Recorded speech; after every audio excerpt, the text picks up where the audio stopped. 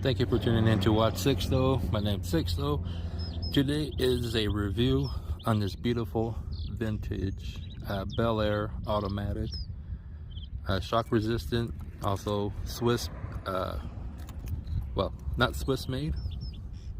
I'll explain about the shotgun in a bit, or actually the shotgun shell to be precise.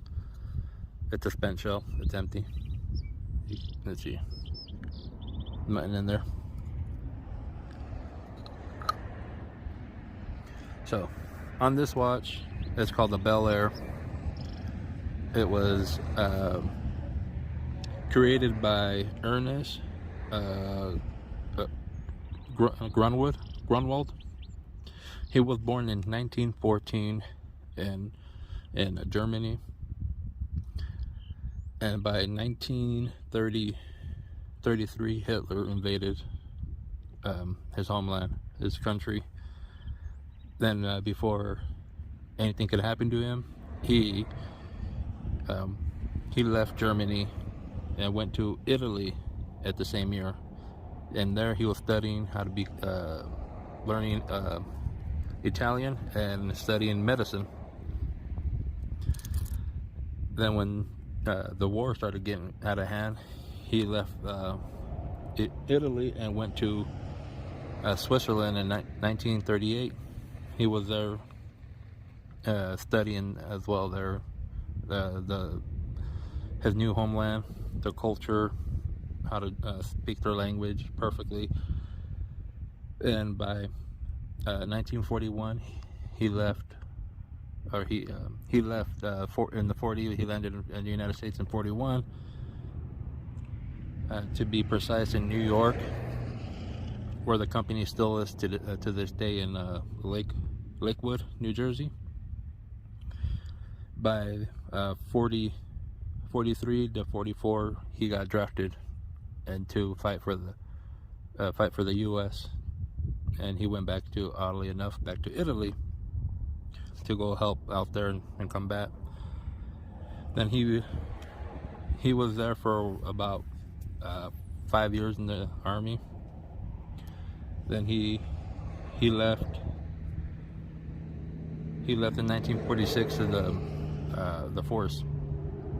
He went and did his little thing for a bit. Then he found his wife, Estelle, the same year when the same year that he left the armed service. He married her by the late 50s, and her father was a manufacturer, had his own version of a micro brand back then. The company was called J. Calibran. It was a watch company. They also just were a watch distributor for Ernest. You guys may have heard of them. And so he was working with them for a while. Then he decided to branch out on his own by keeping the assisted help and family. Why go out venture on your own and try to find all the parts, since the parts were literally that close by, like the shotgun shell, how it is close by for me. So he went out. He started doing his own business inside his father-in-law's business. That's where he created the Belair line. Back then, they were ahead of the time, having everything all imported from Switzerland, like every other watch brand. He created this watch. Had all the materials shipped to him. This H-style bracelet. You can see it has mini micro adjust. So he was doing that. He kept like I said, his business is in New Jersey, but he had his manufacturer in the U.S. Virgin Islands to help mass produce everything that came in. His son joined in later on, by the time he was roughly in his 20s to his 30s, to help out with whatever needs to be done. And now they are still a watch business, but they do dials. They pretty much are homaging other watches where you could literally get your company, your logo, like say excuse me, say like for example, I'm a YouTuber. If I wanted to, I could order a custom made dial. One of would be for me. So that's pretty cool. So let's get into the watch. It's solid stainless steel, Swiss imported parts with the Swiss ETA movement inside. Hand winds. Let's see if it hacks. Oh, come on. Fat fingers. It does not hack. So you obviously pull, push, crown. One pull to change the day, and the day final pull to set the time.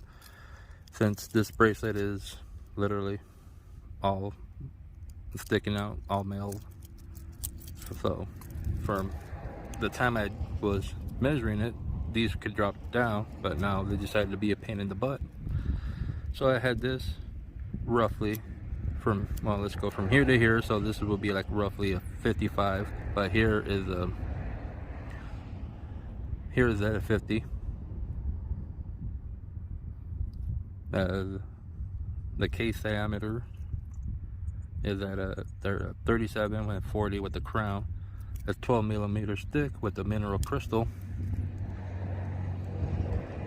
So like I said, it's a Swiss made, integrate. It was pretty much like a nice little bracelet, like a fixated bracelet. You can't really change it unless you modify the watch itself or modify the strap you get.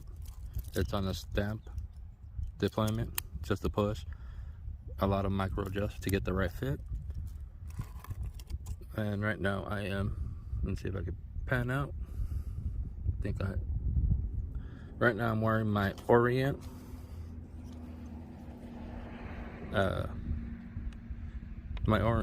SP Sports Edition. So here it is on my 7 3/4 inch wrist.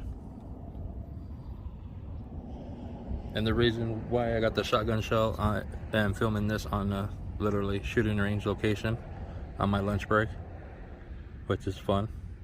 Haven't seen one of these in a while. Let me know what you guys think.